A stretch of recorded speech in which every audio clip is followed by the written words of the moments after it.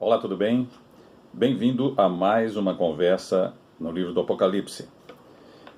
No vídeo anterior nós falamos sobre a sétima trombeta e neste vídeo nós queremos falar sobre alguns detalhes, destacar alguns detalhes desta sétima trombeta, né? Como vocês sabem, nós estamos fazendo esses vídeos sem nenhum tipo de edição. Muito bem, então aqui eu gostaria de destacar alguns detalhes da sétima trombeta. Nós lemos lá em Apocalipse, no capítulo 11, de 15 a 19, que ele fala da sétima trombeta. E diz que o reino do mundo agora se tornou de nosso Senhor e do seu Cristo. Eu queria destacar alguns pontos importantes. Em primeiro lugar, nós estamos estudando e conversando sobre o livro dos sete selos, que começa lá no capítulo 5 de Apocalipse e vai até o capítulo 20, mais ou menos, né? Todas as descrições e todos os textos parentéticos também que explicam melhor, que detalham melhor alguns pontos desse tempo do juízo de Deus. Pois bem, este livro dos sete selos, ele é o livro que é como se fosse uma escritura de propriedade da terra e de toda a criação que Jesus conquistou pelo seu sacrifício na cruz do Calvário. Ele já é o Criador, mas ele depois teve que realizar a obra perfeita de Deus, a justiça de Deus, que ela se realiza na nossa vida pela fé, e através dessa obra de cumprir a justiça de Deus, ele conquistou o direito, ele se tornou digno de tomar o livro, de abrir os seus selos e resgatar, tomar de volta toda a sua criação, que foi perdida por Adão e pela sua descendência por causa do pecado. Então esse livro dos sete selos é uma espécie de documento de propriedade da terra e de toda a criação. Por isso que ele tem selos, assim como as escrituras e os documentos públicos de imóveis, eles são selados. E também, nós poderíamos dizer que é como se fosse uma escritura de reintegração de posse. O Senhor vai tomar posse, vai tomar o governo de volta. Aqui na sétima trombeta a gente vê isso. O reino do mundo se tornou de nosso Senhor e do seu Cristo. Então vejam que Deus faz, como soberano, ele faz intervenções pontuais na sua criação, em qualquer situação, quando nós clamamos, quando nós invocamos, quando estão envolvidas questões relacionadas a órfãos, viúvas, né, as pessoas mais vulneráveis que clamam a Deus, aí Deus intervém. Quando o povo de Deus ora e clama e jejua, Deus intervém. Por quê? Porque ele é soberano. Porém, o governo do mundo está na mão dos homens, mas ele vai tomar de volta. Na sétima trombeta ele toma de volta este governo e passa a governar. Será o terceiro e último ai. Nós vimos em vídeos passados que a partir da quinta trombeta ele disse assim, agora são os três últimos ais, a quinta, a sexta e a sétima trombeta. Portanto, é o ai mais grave, mais gravoso, mais sério dentro desse juízo de Deus. Outra coisa importante aqui no verso 18, ele diz assim, os remidos, os vencedores, eles cantam e dizem, na verdade, as nações se enfureceram.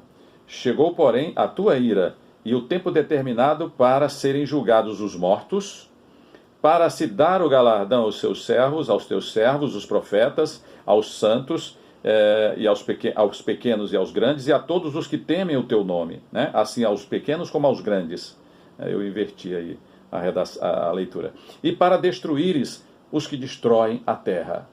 Então chegou o tempo, o Senhor toma de volta o governo do mundo, e aí ele vai julgar todos os mortos, ele vai dar o galardão aos seus servos, os profetas, e aos que temem o seu nome, tanto pequenos como grandes, e também vai destruir os que destroem a terra. Às vezes a gente fica pensando que as nações, os governos mundiais, que já existiram tantos governos mundiais, e agora fala-se do próximo governo mundial, a nova ordem mundial, o próprio ditador lá da China falou isso, outros expoentes das nações têm falado sobre isso. Há necessidade de uma nova ordem mundial e vai se levantar o último imperador mundial, que a Bíblia chama de anticristo, chama ele de muitos nomes diferentes, o iníquo, o homem da perdição, o anticristo, a segunda besta, o falso profeta. Ele tem vários títulos na Bíblia e principalmente no livro do Apocalipse. Então vai chegar esse tempo, quando o Senhor abrir a sétima, quando o Senhor mandar tocar a sétima trombeta, então ele vai dar o galardão aos seus servos, os profetas, lá na glória, porque todos os seus servos estarão com ele lá na glória, né? Ele já terá arrebatado a sua igreja, a sua noiva, ele já terá também ressuscitado os que morrerem, os que vão morrer na perseguição nos primeiros 7 anos da grande tribulação, e ele vai então dar o galardão para todos esses seus servos. Mas naquele mesmo momento que ele está dando o galardão lá na glória, lá no céu, fazendo esta festa maravilhosa, né, em que o povo de Deus vai se alegrar e nunca mais ele vai perder esta alegria, né? E não vai haver mais pranto, nem dor, nem tristezas, nem lembrança das coisas passadas, né? Dessas tristezas, dessas mazelas desta vida.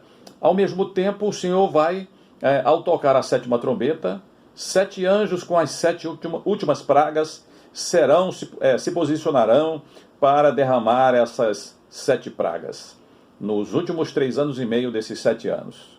Então vejam a diferença, né? Vejam a dicotomia das coisas. Aqueles que estavam perseguidos na terra, agora são os vencedores lá no céu. O Senhor vai homenageá-los, o Senhor vai honrá-los, o Senhor vai engrandecê-los, né? Como nós poderíamos dizer. O Senhor vai coroá-los, vai homenageá-los, vai dar o galardão, a recompensa pelo seu trabalho, pelo seu sacrifício, pelas tribulações que passaram, porque eles carregaram o testemunho de Jesus, a mensagem de Jesus, né? Outra coisa importante, né, é o coral dos vencedores. Nós vamos encontrar aí, diz assim, né, versículo 16. E os 24 anciãos, que se encontram sentados nos seus tronos diante de Deus, prostraram-se sobre seus rostos, dizendo, desculpem,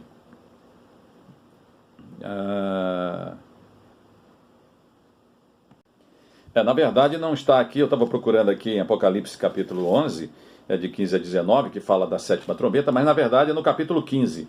O capítulo 15 também fala da sétima trombeta, e aqui é o texto que eu queria no verso 2.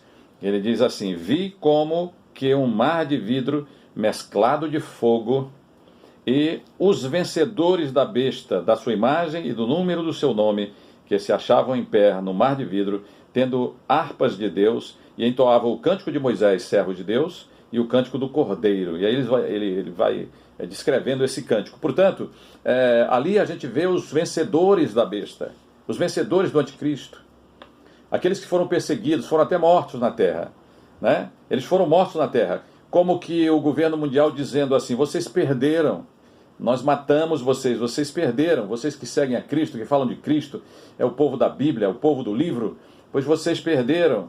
Nada disso. Esse povo vai aparecer no céu como vencedores, não diante dos homens, que são mortais e falíveis, mas diante de Deus, né? E serão honrados por Deus. Isso é que é mais interessante, né? E eles vão estar felizes, vão estar cantando e se regozijando em Deus. Todos os vencedores, todos os que amam a palavra de Deus, amam ao Senhor, e que eles dão o testemunho da sua fé em Cristo, mesmo diante da própria morte, né? Eles vão receber o galardão, a recompensa por seu testemunho na terra, o testemunho de Cristo. E depois aparecem os 7 anjos com os 7 últimos flagelos, que é a cólera de Deus, o juízo de Deus sem mistura. E eu queria destacar também o que diz no capítulo 15, né? Não sei se é isso mesmo. Não. Capítulo 15 não. No 18 é aquilo que nós falamos, né? Chegou o tempo de serem julgados os mortos, de se dar o galardão aos servos do Senhor, profetas, e os que temem o seu nome, e de destruir aqueles que destroem a terra e a sua criação. Agora vejam que ironia, né? Parece que aqueles que servem a Cristo, né, são tolos, são bobos, estão seguindo algo que não existe, né? Deus não existe, né? Isso é conto da carochinha, história para boi dormir. Pois bem, eles são como que derrotados na terra, né? Eles são perseguidos na terra. Eles carregam o opróbrio de Cristo, isto é, a ignomínia, a injúria, a crítica, a zombaria, a perseguição e até mesmo a morte aqui na terra, né? Porém, eles vão aparecer lá na presença de Deus, eles vão reinar com o Senhor. No reino milenial de Jesus, os seguidores de Cristo vão reinar, né? e o seu reino será estabelecido na terra por 1000 anos, o reino de Cristo, né? E parece que os seguidores de Cristo são vencidos, né? Porque foram perseguidos e mortos, mas eles aparecerão diante de Deus. Isso aqui é maravilhoso, né? E os que rejeitaram a Cristo, vejam só a ironia, os que rejeitaram a Cristo, perseguiram os cristãos e mataram os cristãos, e promoveram a perseguição aos cristãos, e o desprezo aos cristãos, e também a própria palavra de Deus. Eles serão condenados, eles serão mortos, mas aí não será uma morte somente terrena. Serão afastados de Deus, vão viver eternamente sem Deus, e serão atormentados com fogo e enxofre no lago do fogo por toda a eternidade. Então há uma diferença muito grande para aqueles que servem a Deus e para aqueles que rejeitam a Deus. Então há um julgamento sobre os cristãos nesta vida, é de serem rejeitados pela maioria. Mas aqueles que se arrependem dos seus pecados, eles vão encontrar o perdão dos seus pecados se eles invocarem o nome do Senhor Jesus. E eles participarão desta bem-aventurança eterna de viverem com Deus. E aí eu creio que todas as pessoas querem ir para o céu, querem viver com Deus, mas só tem uma porta estreita, que é Jesus Cristo. Por que é estreita? Porque você vai sofrer perseguição, você vai ser incompreendido pelos seus familiares, você vai ser perseguido provavelmente, mas o caminho é reto, né? Jesus é o caminho, a verdade e a vida. Tristeza para uns, né? Tristeza para os cristãos nesta vida no primeiro momento, mas depois virá a alegria, né? E Jesus mesmo falou sobre isso, ele disse assim: agora vocês têm tristezas e perseguições e tribulações, como a mulher que está para dar à luz, né? Ela sofre, ela sente dores, ela fica triste, mas depois vocês terão uma grande alegria, e esta alegria ninguém poderá tomar, ninguém poderá tirar esta alegria de vocês, porque vocês novamente me verão, e esta alegria será para sempre para vocês. Se você gostou desse tipo de conteúdo, compartilha aqui embaixo, né? Deixa o teu comentário, deixa o teu like também para que este vídeo chegue a outras pessoas, tá certo? E que Deus te abençoe, que Deus te guarde, até a próxima conversa.